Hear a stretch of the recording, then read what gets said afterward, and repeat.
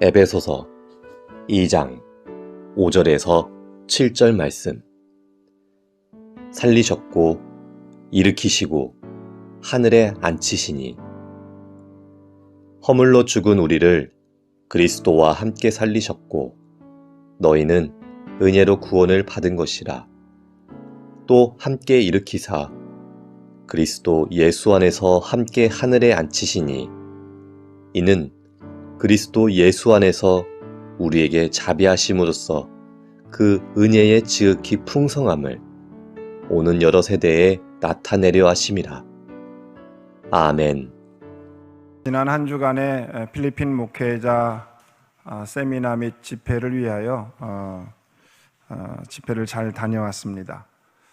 짧은 시간이었지만 전혀 예상치 못했던 항공기 사고로 인하여서 다시 한번 하나님의 은혜가 아니면 살아갈 수 없는 존재이구나라는 것을 깨닫는 시간이었습니다. 그러나 이 고백은 저만이 하는 고백이 아니라 모든 그리스도인들의 고백이 되어야 할 것입니다. 왜냐하면 허물과 죄로 죽어서 본질상 진노의 자녀였던 우리를 하나님의 그 큰 사랑으로 우리를 구원해 주셨기 때문에 그렇습니다. 바울은 에베소서에서 인간을 구원하는 하나님의 그 구원의 활동에 대해서 말을 해주고 있습니다. 5절과 6절 말씀인데요. 읽어보겠습니다. 시작. 허물로 죽은 우리를 그리스도와 함께 살리셨고 너희는 은혜로 구원을 받은 것이라. 또 함께 일으키사 그리스도 예수 안에서 함께 앉히시. 아멘. 인간을 향한 하나님의 구원의 활동을 세 가지로 말하고 있지요. 살리셨고 일으키셨고 함께 하늘에 앉히셨다라는 것입니다. 이 세 가지 구원의 활동을 이야기하면서 성경은 그리스도와 함께, 이 함께라는 말을 함께 쓰고 있습니다. 그러니까 이것은 교회의 머리가 되신 그리스도와 교회의 몸인 우리 성도들이 서로 결합되는 것을 의미합니다. 그래서 그리스도께서 십자가에서 달려 죽으실 때 우리의 옛사람도 함께 죽은 것입니다.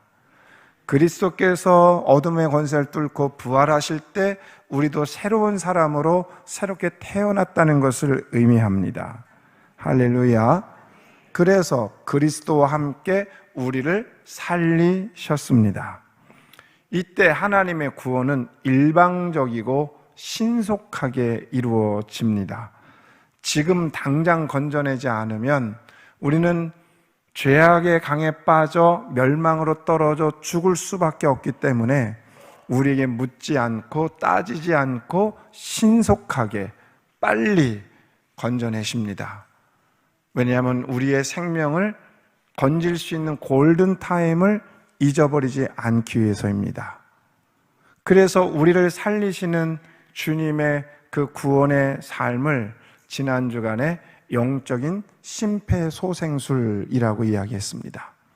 우리는 죄악의 강에 빠져 죽었으며 숨이 멎었고 심장이 멎었으며 정신을 잃고 있는 상태입니다. 그 우리의 영혼을 건져서 영적인 심폐소생술을 통하여 우리의 호흡을 트이게 하시고 멈췄던 혈관에 혈류가 흐르게 하시면서 보혈의 능력으로 살아나게 하신 것이 하나님의 은혜입니다. 그 하나님의 은혜가 어느 날 갑자기 일방적으로 저에게 찾아오셨고 여러분에게도 찾아오신 것입니다. 그래서 죽어있던 우리 안에 생명의 호흡을 불어넣어 주셔서 이제 우리 안에는 그 생명의 호흡으로 우리가 살아가고 있다는 사실을 믿음으로 고백합니다. 그래서 바울은 갈라디아서 2장 20절에 이것을 뭐라고 표현하냐면 이제는 내 안에 내가 사는 것이 아니요 그리스도께서 사시는 것이라. 아멘. 갈라디아서 2장 20절 중간에 있는 말씀인데요. 시작. 그런즉 이제는 내가 사는 것이 아니요 오직 내 안에 그리스도께서 사시는 것이라. 아멘. 할렐루야. 여러분 믿으십니까? 여러분 안에 누가 사신다고요? 그리스도께서. 그러므로 여러분은 그리스도가 원하는 곳을 가야 하고, 그리스도가 원하는 말을 해야 되고, 그리스도가 원하는 행동을 할 수 있어야 합니다. 그것이 내 안에 그리스도가 사시는 증거입니다. 여러분 안에 그리스도가 살아계셔서 그 그리스도와 함께 날마다 살아나는 은혜가 있기를 주님의 이름으로 축복을 드립니다. 지난 주일 저녁에 저는 필리핀 목회자 세미나 및 집회를 위하여 KE631편을 타서 필리핀 세부로 향했습니다. 밤 10시 정도 되어서 이제 세부 항공에 도착했다고 느껴졌을 때 비행기가 착륙을 시도했습니다. 창가에 앉았던 저로서는 약 비행기가 땅하고 매우 가까이 왔다고 생각했을 때, 한 100m 정도 남았다고 생각했을 때 비행기가 갑자기 급상승, 큰 엔진 소리를 굉장히 크게 내면서 아주 급상승하기 시작했습니다. 그러면서 기장이 말을 하기를 기상 악화로 인하여서 한 20분 후에 저희가 다시 랜딩을 시도하겠습니다. 착륙을 시도하겠습니다. 어느 정도 시간이 지난 다음에 다시 착륙을 시도하는데, 이제 비행기가 땅으로 가까이 와서 착륙을 한다고 했을 때 뒷바퀴 부분에서 뭔가 강하게 충격이 있는 것이 큰 소리와 함께 느껴지면서 또다시 비행기는 급상승하기 시작했습니다. 땅바닥까지 내려왔다가 다시 급상승을 하는 거예요. 그 이후로 비행기는 공중에서 흔들리기 시작했고 매우 오르락내리락 흔들리기를 계속 반복했습니다. 그리고 제가 느끼기에 비행기는 다시 한번 착륙을 시도했던 겁니다. 착륙을 시도하다가 또다시 한 500m 정도 남겨놓고 또다시 급상승을 하기 시작했던 거예요. 그때부터 불안해지기 시작했습니다. 그때부터 두려움이 몰려오기 시작했습니다. 두려움을 떨쳐버리기 위해서 아주 재미있는 영화에 집중하고 영화에 그 헤드폰을 끼고 영화를 보고 있었습니다. 그런데 기장의 말이 들려왔어요. 안에서 기장이 아주 상기된 목소리로 이제 우리 비행기는 이머전시 랜딩, 비상 착륙을 시도하겠습니다 라고 하는 거예요. 그러면서 승무원들의 말을 잘 들으라고 말을 하는 거지요. 비상 착륙을 한 번도 경험해 보지 못한 저로서는 이게 어떤 상황인지 전혀 분간을 못하고 도대체 뭐를 어떻게 하겠다는 거야 라고 생각하고 있는데, 갑자기 제 귀에 머리 숙여 소리가 크게 비명 지르듯이 들려왔습니다. 헤드 다운, 머리 숙여, 조심해, 움직이지 마. 저는 제 영화를 보고 있었기 때문에 무슨 영화가 다시 뭐 겹쳐졌나? 잘못됐나 생각했어요. 그런데 조금 있다가 승무원들이 복도를 막 뛰어다니면서 머리 숙이라고, 움직이지 말라고 그러면서 막 소리쳤어요. 머리 숙여, 움직이지 마, 헤드 다운. 반말로 해서 좀 기분이 나빴지만 어쩔 수 없이 전 머리를 숙여야 했어요. 그리고 머리를 숙이고 그 다음에 기장의 말을 따라서 이 머리에 손을 얹고서 X자로 제 머리를 감싸고 있었습니다. 그때 들었던 생각, 항공기 사고가 이렇게 나는 거구나, 그리고 이러다 죽는 거구나 생각이 들었고, 주님 도와주옵소서 기도를 드리기 시작했습니다. 머릿속에 가족들의 얼굴과 교인들, 그 다음에 예배드리던 풍경, 우리 교회가 지나갔습니다. 그렇게 기도하는데 비행기가 활주로에 지금까지 탔던 어떤 비행기보다도 너무나도 부드럽게 아주 살포시 랜딩이 된 겁니다.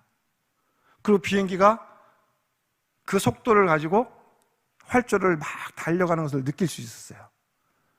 그 안에 필리핀 사람들이 있고, 필리핀 사람들 그리스도인이 많고 어쨌든 하나님을 믿는 사람이 많으니까 그때부터 막 외치는 소리가 들렸습니다. 할렐루야, 그 다음에 뭐 예스 지저스, 뭐 하나님, 뭐 이런 소리가 들려왔습니다. 오 마이 갓 막 이러면서 하나님을 찬양하고, 그런 소리가 한 10초 정도 계속됐던 것 같아요. 저도 그래서 고개를 들어서 나도 외쳐야 되나 하고 생각하고 있을 때 갑자기 뭔가 비행기가 꽝 부닥치는 소리가 들려왔어요. 그리고 그때부터 뭔가 비행기 안은 이제 암전이 되기 시작했고, 그리고 비행기가 이제 활주로가 아닌 곳을 달리고 있다는 것처럼 뭔가 비행기가 굉장히 많이 흔들렸습니다. 그리고 뭔가의 부닥치는 계속 쾅쾅쾅 부닥치는 소리가 계속 났고요.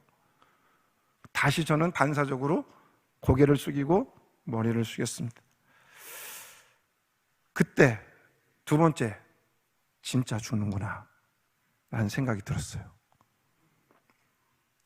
그리고 또 한편의 마음은 불이 나지 않길 원했어요. 항공기 사고에서 가장 위험한 건 불이 나는 거잖아요. 불이 나면 나갈 수가 없잖아요. 그 불이 나면 비행기가 터져버리잖아요. 나중에 들은 얘기는 이 보잉기는 엔진룸이, 그 다음에 연료통이 날개 아래에 있다 그래요. 무슨 운인지 모르지만 제가 그날 날개 위에 그 창가 쪽에 앉아 있었거든요. 전 불이 나지 않기를 간절히 기도했고, 그리고 정말 이런 제 속에 고백이 나왔습니다. 주님, 저 천국 들어가나요? 물어봤어요. 그렇게 한참을 있는데 정말 생각 같아서는 짧은 시간인데 실제는 짧은 시간인데 굉장히 오랜 시간이 걸렸던 것 같아요. 그리고 나서 마지막에 비행기는 뭔가에 크게 부닥친 것처럼 출렁이면서 비행기가 멈춰졌습니다. 그때까지 승무원들은 와서 헤드 다운, 그리고 조심하라, 그 다음에 움직이지 마, 계속해서 반말로 외쳤습니다. 그리고 좀 있다가 비상구를 열어놓고, 그 다음에 영화에서 봤던 그 에어 미끄럼틀 있잖아요. 그걸 펼쳐놓고 뛰어내리라고, 짐 아무것도 가지고 나오지 말라고, 기내에 있는 짐도 가지고 나오지 말라고. 그래서 빨리 지갑과 그 다음에 여권, 핸드폰을 챙겨서 호종에 챙겨놓고 저도 그 슬로프 그 미끄럼틀을 뛰어내려서 탈출을 했습니다. 탈출을 내니까 승무원들이 미리 내려서 This way, 그래서 멀리 떨어지라고, 그래서 그쪽으로 가서 한 7, 80m 정도 비행기를 떨어져서 이제 함께 모여 있었습니다, 승객들이. 그때 저는 이건 사진으로 남겨놔야 된다. 열심히 사진을 찍었습니다. 비가 부슬부슬 내리고 있었고요. 바깥에서 나왔던 비행기의 모습은 처참했습니다.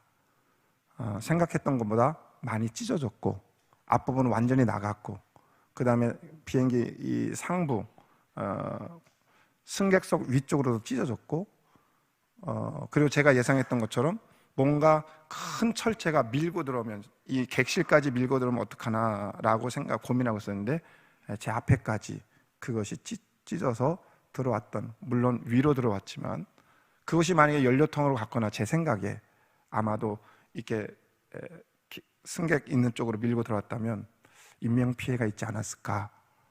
굉장히 많이 들어왔으니까요. 그게 그런 생각이 들었습니다. 여권과 지갑, 핸드폰을만 가지고 아무것도 가지고 나오지 못했기 때문에 공항에서 그때가 한 11시 50분 정도에 공항으로 들어갔고요. 그리고 한 3시간 정도를 공항에서 머무르다가 이제 그 세부 공항 직원들에게 간단한 인적 상황과 제가 묵는 숙소를 알려드리고, 그리고 저는 새벽 3시에 선교사님을 만나가지고 한 새벽 4시 40분쯤에 숙소로 들어갔습니다. 들어가자마자 저는 아무것도 안 하고 그냥 양치만 하고 바로 잠에 들었습니다. 너무나도 서운하게 선교사님이 내일 아침부터 세미나는 정상적으로 진행이 됩니다 라고 말씀을 하셨기 때문에 좀 마음에 서운한 마음도 있었지만 그래도 잠이 들었습니다. 아침 7시에 일어나서 간단하게 식사하고 그다음에 선교사님과 8시쯤에 세미나 장소로 출발을 했습니다. 비행기 안에서 짐을 하나도 못 내렸기 때문에 준비한 세미나 자료가 제 손에 아무것도 없었어요. 오로지 성경 하나, 선교사님이 가져다 준 선교사님이 쓰시던 성경, 그거 하나 가지고 여호수아 1장부터 24장까지 성경 강해를 하기 시작했습니다. 죽음의 문턱에서 살아온 기분이어서 그런지 정말 간절했고요. 너무나도 신기한 건 한 2시간밖에 잠을 못 잔 것 같고 피곤할 것 같고 힘들 것 같은데 전혀 힘들지 않았어요. 그리고 저는 열정적으로 복음을 전했고 듣는 분들도 세부에 있는 목회자분들도 너무 짧다, 더 해달라, 더 듣고 싶다, 이럴 정도로 굉장히 뜨거운 반응이 있었습니다. 아무런 문제도 없었는데, 그런데 문제는 제 마음이 문제라는 것을 깨닫게 되었어요. 월요일날 아침에 간단한 식사를 할 때 현지에 있는 목사님을 만났어요. 한국 목사님을. 어떻게 된 일이냐고, 어떻게 이렇게 살아나오셨냐고 해서 밥을 먹으면서 이야기를 하려고 하는데 왠지 모르게 눈물이 왈칵 쏟아지는 거예요. 너무 창피하잖아요. 55살 먹은 목사가. 이 상황을 얘기해야 되는데 나도 모르게 눈물이 막 쏟아져요. 그리고 9시에 가서 세미나 하기 전에 3곡 정도의 찬양을 그분들과 함께 부르는데 이때도 눈물이 막 쏟아져요. 그리고 감사가 터져 나오고 하나님께 영광을 돌렸습니다. 그런데 이 눈물이 첫날 오전 오후도 세미나 하기 전에 3곡의 찬양할 때 눈물이 나오고, 둘째 날 오전 오후도, 그리고 그 중간에 이제 우리 권영실 장로님에게 이제 이런 상황을 말씀드릴 때도 왠지 울컥하는 그런 상황. 억지로 참느라고 애를 썼고요. 또 저희 집사람과 통화할 때도 자꾸 눈물이 나고, 그래서 제 마음에 이런 것이 트라우마라는 거구나라는 것을 알게 되었어요.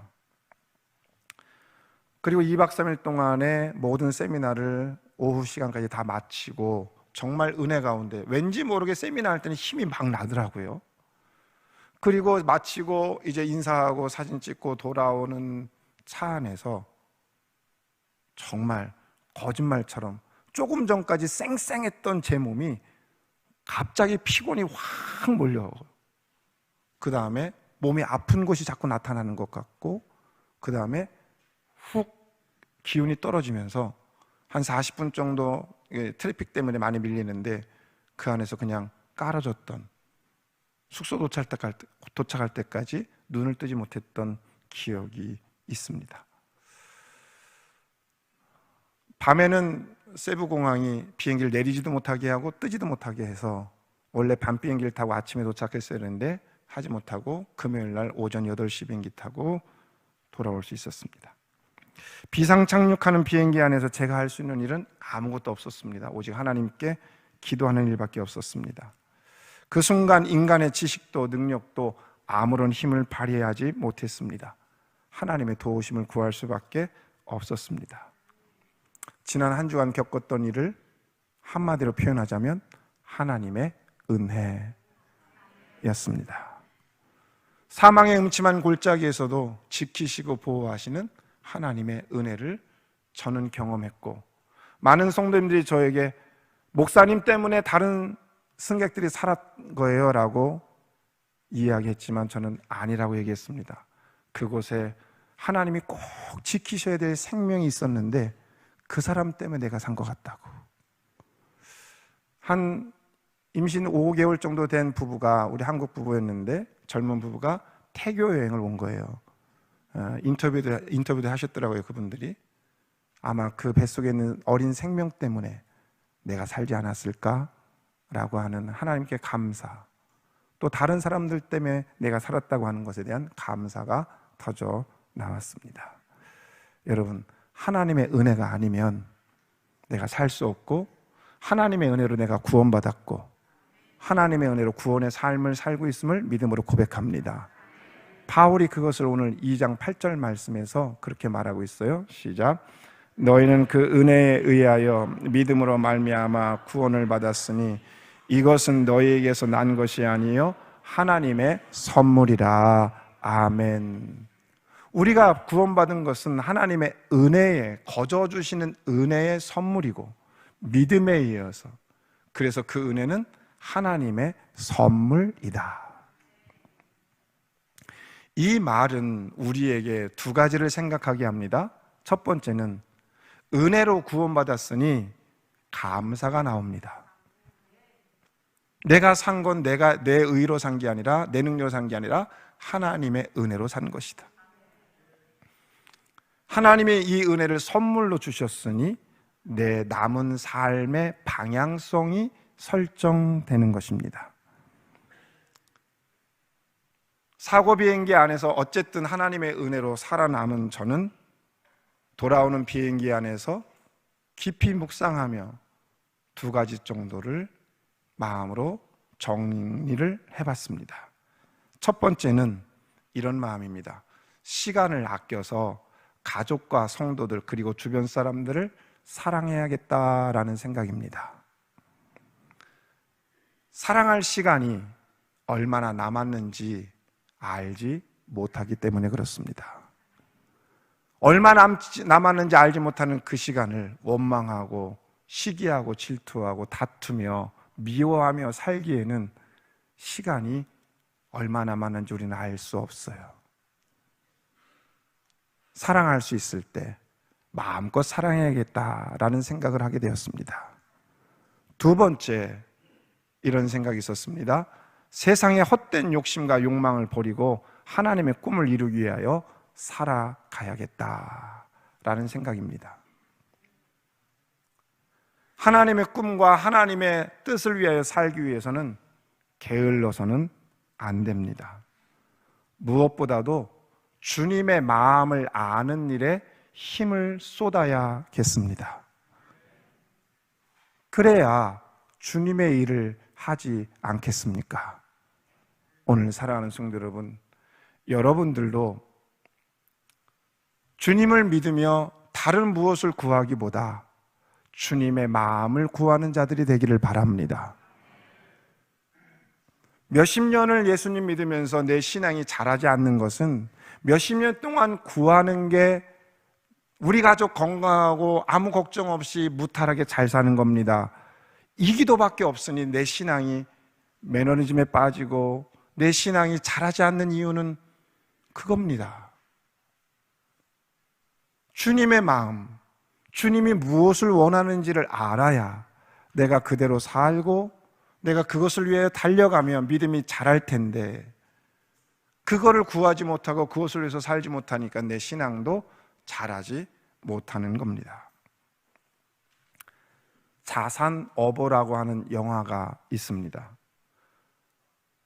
정약용의 형 정약전이 천주교를 받아들였다는 이유로 흑산도에 귀향을 보내져서 그곳에 서자 출신의 창대라는 젊은이와 있었던 이야기를 골자로 하는 그런 영화입니다. 근데 이 자산어보의 영화를 보면 대사 하나하나가 다 명언과 같습니다. 그런데 그 중에 이런 대사가 있습니다. 벗을 깊이 알면 내가 더 깊어진다. 이런 말이에요. 그러니까 정약전이 창대라는 이 서자 출신의 젊은이에게 서양 학문을 공부해봐라. 서양 학문이라고 해서 무조건 배척만 할 것이 아니라 네가 그것을 배우고 익힌다면 언젠간 너의 삶에 유익이 될 것이다 라고 하는 맥락 속에서 이 이야기를 한 거예요. 벗을 깊이 알면 내가 더 깊어진다. 영화를 보면서 이 대사를 듣는 순간 저는 제 안에 인사이트가 발동되기 시작했습니다. 이것이야말로 영적인 대사라는 생각을 하게 됐어요. 우리는 신앙이 깊어지기를 원하고 우리의 신앙이 더 넓어지기를 원합니다. 그렇다면 우리의 친구 대신 주님의 마음을 더 깊이 아는 것이 중요합니다. 주님이 무엇을 원하는지, 주님이 나한테 어떻게 살기를 원하는지 그것을 깊이 알아야 내 삶의 방향성이 정해지고 우리는 깊이 있는 삶을 살게 되는 것입니다.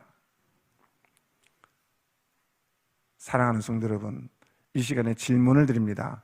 여러분 그리스도인 맞습니까? 다시 한번 진지하게 대답해 주십시오. 여러분 그리스도인 맞습니까? 그리스도인은 주님의 길을 뒤따르겠다고 하는 사람들이 그리스도인입니다. 그렇다면 주님의 길이 무엇인지를 알기 위해선 주님의 마음을 더 깊이 알아야 합니다. 그리고 주님이 가라고 하는 길로 가야 합니다. 그 길은 나 혼자 잘 되고 나 혼자 잘 먹고 우리 자녀 그냥 성공하고 이 길만이 아니라 주님이 원하시는 십자가의 길, 섬김의 길, 사랑의 길, 나눔의 길이라고 분명히 믿습니다. 여러분, 주님의 마음을 분명히 알아 그 길을 가는 믿음의 성도들 될 수 있기를 주님의 이름으로 축복합니다. 그렇다면 여러분들은 점점 깊이 있는 신앙인이 될 것입니다. 몇십 년 예수님을 믿었는데 아직도 내 기도의 바운더리가 내 가족과 내 삶의 부분을 벗어나지 못하고 있다면 우리는 너무 얕은 신앙인으로 살아가고 있는 거예요. 수박의 겉만 몇십 년 동안 핥고 있는 거예요. 깊이 있는 그 과육을 먹어야 되는데 겉만 핥고 있는 거죠. 오늘 여러분들의 신앙이 주님의 마음을 알아서 깊어지는 신앙인이 될 수 있기를 주님으로 축복합니다. 바울은 또 두 번째로 뭐라고 얘기하냐면 그리스도와 함께 일으키셨다라고 기록하고 있습니다. 이것은 구원받은 인간의 실존을 이해해야 합니다. 그리스도와 함께 일으키시는 하나님, 이 얘기는 이미와 아직 사이에 있는 그리스도인의 실존을 말하는 겁니다. 신학적으로 already, not yet 이라고 하는 단어를 쓰는데 이미, already, not yet, 아직. 이미 우리는 구원받았습니다. 그러나 아직 구원의 완성에 이르지는 못했습니다. 그래서 인간은 어떤 존재냐? 이미와 아직 사이에 있는 중간적인 존재라는 거예요.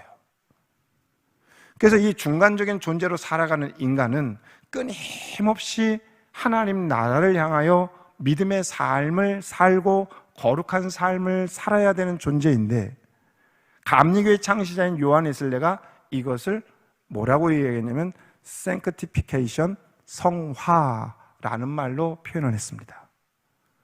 그래서 우리 그리스도인들은 이 땅에서 그냥 밥 먹고 사는 것으로 만족하는 존재가 아니라 끊임없이 주님의 나라를 위하여 하나님의 일을 하며 거룩한 삶을 살아내는 존재가 그리스도인이다. 그리고 하나님은 그것을 돕기 위하여 우리를 그리스도와 함께 일으켜 주시는 분이시다. 끊임없이 주님은 믿음의 삶을 달려가는 우리를 향하여 박수 쳐주고 계시는 겁니다. 잘 달려가라. 열심히 달려가라. 힘을 내라. 내가 도와줄게. 내가 너와 함께 할게. 힘 좀 내. 끊임없이 하나님은 응원해 주시는 분이십니다. 모세가 죽은 후에 이스라엘의 지도자는 여호수아가 되었습니다. 여호수아에게 믿음과 지혜가 충만했지만 그러나 모세의 뒤를 이어 이스라엘을 끌고 가나안 땅에 들어간다는 일은 두렵고 힘든 일입니다. 그것을 아시는 하나님이 여호수아에게 나타나 그를 일으켜 주시는 모습을 볼 수가 있는데 여호수아 1장 5절의 말씀에 그를 일으켜 주십니다. 시작. 내가 모세와 함께 있었던 것 같이 너와 함께 있을 것임이라. 내가 너를 떠나지 아니하며 버리지 아니하리니. 아멘. 하나님이 두려워하고 떨고 있고 주저하고 있는 여호수아에게 나타나셔서 세 가지로 용기를 주시죠. 뭐라고 그래요? 함께 하겠다, 떠나지 않겠다, 버리지 않겠다. 아멘. 그러니까 주저하지 말아라. 네가 하나님이 주신 사명을 감당해라. 너는 두렵지만 내가 너와 함께 하겠다, 떠나지 않겠다, 버리지 않겠다. 그리고 명령하잖아요.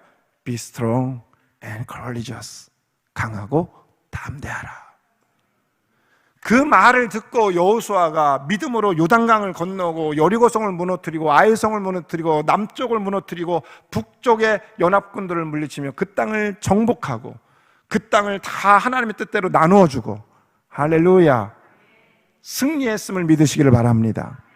믿음은 믿음의 싸움을 싸운 거예요. 영적인 싸움을 싸워서 승리한 거예요. 그때 하나님께서 그 땅을 차지하게 하셨던 거예요. 그리고 여호수아가 나이 들어 늙었을 때 여호수아 24장 15절 그의 인생의 마지막 고백이 무엇입니까? 오직 나와 내 집은 여호와만을 섬기겠노라. 그리고 나이 들어 늙은 여호수아가 이 인생의 마지막 고백을 종점으로 해서 하나님께로 돌아갑니다. 죽었다는 얘기죠. 그때 여호수아는 승리한 겁니다. 영적인 승리의 자리고 영적인 생명의 자리에 들어간 겁니다. 그것이 구원의 완성입니다. 하나님 품 안에 안기는 것, 그것이 구원의 완성이에요. 바울은 오늘 본문에서 그것을 뭐라고 말하고 있어요? 그리스도와 함께 하늘에 앉히시니. 할렐루야. 자, 그러니까 하나님은 우리에게 오셔서 그리스도와 함께 살리셨고 그리스도와 함께 우리를 일으켜 주시며 승리의 삶을 살게 하시다가 그리스도와 함께 하늘의 그 구원의 완성에 하나님의 보좌에 천국에 우리를 앉혀주시는 분이 하나님이시다. 이때 우리의 힘으로 하는 게 아니라 하나님의 은혜로 감당하는 것이다. 하나님의 은혜로 여러분을 살리셨습니다. 하나님의 은혜로 오늘도 여러분을 일으켜 주십니다. 하나님의 은혜로 하늘에 앉혀 주십니다. 그것이 은혜입니다. 여러분 이 사실을 잊지 마십시오. 왜 우리에게 그 은혜로 우리를 구원하시고 그리고 일으켜 주시고 하늘에 앉히실까요? 그 이유가 성경에 기록되어 있습니다. 7절 말씀입니다. 시작. 이는 그리스도 예수 안에서 우리에게 자비하심으로써 그 은혜의 지극히 풍성함을 오는 여러 세대에 나타내려 하심이라. 아멘. 너희가 은혜를 받았다면 또 너희가 은혜를 받았으므로 그 은혜를 네 주변 사람들과 너의 다음 세대들에게 오는 세대들에게 알려주고 그것을 기념비로 삼아 하나님의 은혜를 깨닫게 하라. 아멘. 그러므로 사랑하는 성도 여러분, 은혜를 받으셨습니까? 하나님의 은혜의 기록이 있으십니까? 그 은혜를 흘려보내고 전파하는 성도들 되기를 주님의 축복합니다. 그래서 하나님은 항상 은혜의 기념비를 세우기를 원하시는 거예요. 여호수아가 요단강을 건넜을 때, 백성들과 요단강을 건넜을 때 하나님은 미리 뽑아놓은 12명을 다시 요단강 가운데 들어가서 돌을 주워오게 만들죠. 그래서 그것을 요단강을 건넜을 때 도착했던 길갈이라고 하는 도시에 기념비를 세웁니다.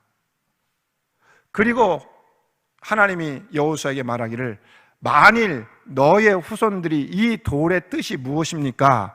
오늘 세운 이 비석의 뜻이 무엇입니까? 묻거든 너희의 하나님 여호와께서 요단강을 마르게 하시고 마른 땅으로 우리를 건너게 하셨다는 것을 증거하는 기념비라고 말을 전하여 너의 후손들이 여호와를 경외하며 살도록 하여라. 할렐루야. 그러니까 그 12돌을 가지고 은혜의 기념비를 세우라고 말씀하신 거예요. 그 은혜의 기념비를 세워 너의 후손들이 보았을 때 하나님이 우리와 함께 하신다는 사실을 알고 여호와를 경외하며 살라고 말씀하고 계시는 거예요. 사랑하는 성도 여러분, 우리가 은혜의 기념비입니다. 여러분이 은혜의 기념비입니다. 우리 교회가 은혜의 기념비입니다. 여러분 그것을 잊지 마십시오. 여러분도 지금까지 살면서 삶을 포기하고 싶었던 순간이 있으셨겠죠. 때로는 죽음을 경험했던 순간도 있으셨겠죠. 혹시 저처럼 천국 문 앞에까지 갔다 오신 분도 있을런지 모릅니다. 이러다 진짜 죽는 거구나, 교통사고를 당했든지 아니면 육체의 질병으로 이러다 내가 죽는 거구나, 아니면 내 삶을 그냥 끝내겠다라고 생각하신 분도 없지 않아 있으실 겁니다. 그런데 여러분, 오늘 어떻게 이 자리에 앉아 계십니까? 오늘 어떻게 이렇게 마음 편안하게 주님 전에 나와 앉아 계십니까? 생각해 보면 지난 비행기 사고에서 저를 지켜주신 하나님의 은혜였고, 포기하고 싶었던 순간, 끝내고 싶었던 순간, 죽고 싶었던 순간 죽음을 맞이할 수밖에 없었던 순간에서 살려주신 하나님의 은혜가 있었기 때문에 이 자리에 온 것입니다. 은혜의 기념비. 그 은혜의 기념비를 바울도 고백하고 있잖아요. 고린도전서 15장 10절에서 이렇게 고백하고 있습니다. 시작. 그러나 내가 나된 것은 하나님의 은혜로 된 것이니 내가 한 것이 아니요 오직 나와 함께 하신 하나님의 은혜로라. 아멘. 사랑하는 성도 여러분, 바울만 기념비가 아닙니다. 우리 교회도 은혜의 기념비입니다. 여러분들도 은혜의 기념비입니다. 왜냐하면 교회와 그리스도인들은 하나님의 은혜로, 하나님의 복음으로 세워진 교회요 성도들이기 때문에 그렇습니다.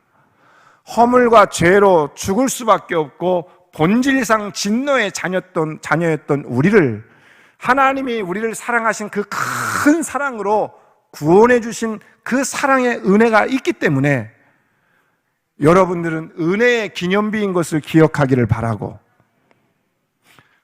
이제 여러분들은 그 은혜에 감사하는 여러분들이 되기를 바랍니다. 세상에 하나님과 하나님이 보내신 그리스도를 알지 못하는 자들이 와서 여러분들을 보며 당신은 어떻게 그렇게 살아갑니까? 라고 질문할 때 여러분은 여러분의 옷자락을 벗어던지며 내 몸에 기록된 하나님의 은혜의 기록을 보여줄 수 있기를 주님의 축복합니다. 그리고 여러분의 입술로 내 삶 가운데 역사하신 그 하나님의 은혜를 증거하는 성도들이 되기를 주님의 축복합니다. 그리고 삶의 방향성을 결정하시기를 바랍니다. 사랑할 수 있는 시간이 얼마나 남았는지 알 수 없습니다. 원망하고 시기하고 질투하지 말고 사랑하십시오. 미워하지 말고 사랑하십시오.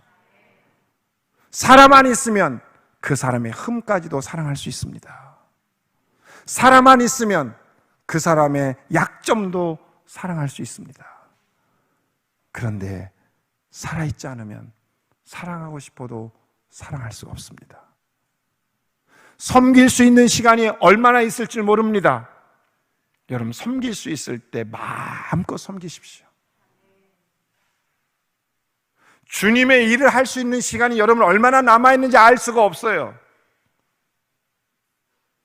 주님이 사용한다고 할 때 아멘 하고 달려가 여러분을 드리는 성도들이 되길 바랍니다. 오늘 내가 너를 사용하겠다 라고 할 때 아멘 감사합니다 하면 내 몸을 드리고 내 시간을 드리고 내 물질을 드리며 하나님 앞에 마음껏 쓰임받는 성도들이 되기를 주님의 축복을 드립니다. 하나님께 드려야 할 시간을 엉뚱한 곳에 허비하지 않기를 바랍니다. 하나님께 드려야 할 내 마음의 열정을 엉뚱한 곳에 드리지 않기를 바랍니다. 여러분에게 주신 은혜를 흘려보내기를 바랍니다. 새벽에 일어나 이태원에서 수많은 젊은이들이 150명에 가까운 젊은이들이 압사하여 죽었다는 뉴스를 접했습니다. 안타까웠어요. 영상을 봤는데 지옥이 따로 없더라고요. 압사되어 있고 눌려있는 청년을 경찰이 손을 잡고 끄집어내려는데 안 끄집어내줘요. 영상을 보면 이해가 안 돼요. 켜켜이 쌓여 있어요. 켜켜이 쌓여 있어. 밑에 있는 사람은 죽어 있고 옆에 있는 사람은 죽어 있어요. 그 중에 살아있는 사람 끄집어내려고 하는데 살려주세요, 나 좀 잡아주세요 손 뻗는데 끄집어내려도 안 돼요. 순간 지옥이 저런 곳이 아닐까. 살려달라고 하는데 끄집어낼 수가 없어. 아무리 힘을 써도 힘센 경찰들이 몇 명이 끄집어내려고 하는데 안 끄집어내줘요. 아비규환이에요. 정말 안타깝게 죽음을 맞이한 젊은 영혼들의 죽음에 애도를 표하며 우리가 과연 젊은이들에게 무엇을 전달해야 되고 여러분의 자녀에게 무엇을 여러분 전달하길 원하세요? 열심히 살았으니 가서 놀아라. 돈 열심히 주중에 벌었으니 주말에는 가서 좀 네 마음껏 놀아라. 그것이 아니라 하나님을 만나게 해야 할 것이고, 하나님을 만나 거룩한 삶을 바라보게 해야 될 것이고, 정말 가치 있는 인생이 무엇인가를 가르쳐 줄 수 있어야 할 것입니다. 오늘 주님이 여러분을 사용하야겠다라고 부르십니다. 오늘 이 음성을 듣기를 바랍니다. 그리고 기꺼이 내 몸을 들이십시오. 기꺼이 시간을 들이십시오. 인생은 다시 돌아오지 않습니다. 뒤로 미루다 보면 주님 조금만 기다려주세요. 돈 좀 벌고 갈게요. 주님 조금만 기다려주세요. 우리 애들 다 키워놓으면 그때 가서 할게요. 주님 조금만 기다려주세요. 제가 좀 좋은 집으로 이사 가게 되면, 제가 집을 사가게 되면 그때 좀 할게요. 그러다가 어느 날 이 사람이 죽어 주님의 앞에 갔어요. 천국에 들어가는 출석부를 열어봤더니 내 이름이 빠져 있어요. 주님께 말하는 거죠. 주님, 제가 오곡교회 다녔고요, 오곡교회 주일 예배를 가끔 빠지는 적이 있었지만 그래도 열심히 다녔어요. 그리고 집사직분까지 받았거든요. 근데 왜 내 이름이 빠졌죠? 주님이 출석부를 살펴보시더니, 아유, 얘 미안하다. 내가 네 이름을 기록하려고 했는데 너무 바빠서 나중에 기록한다고 하다가 못 기록했다. 나도 시간이 없었단다. 이런 상황이 되지 않기를 바라요. 지금이 가장 아름다운 순간입니다. 지금이 가장 힘이 있을 수 있는 순간입니다. 이 시간을 하나님께 드려 하나님의 은혜로 살아가는 우리의 인생이 하나님께 멋지게 쓰임받는 인생 되기를 주님의 이름으로 축복합니다.